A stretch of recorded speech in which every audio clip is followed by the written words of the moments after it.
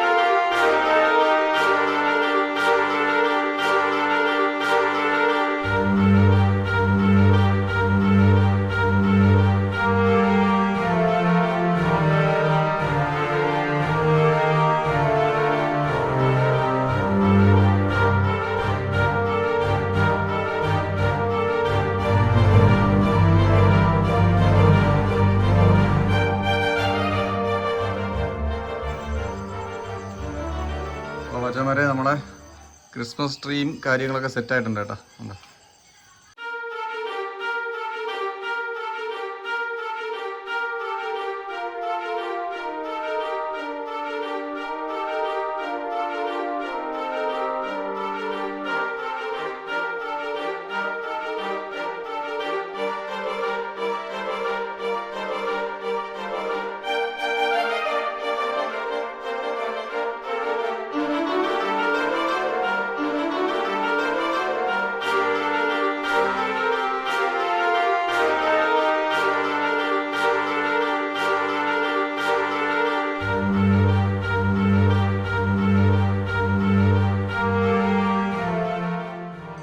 ആക്രി വിറ്റ പൈസ കൊണ്ട് ഉള്ളത് കൊണ്ട് ഓണം പോലെ ചെയ്തു.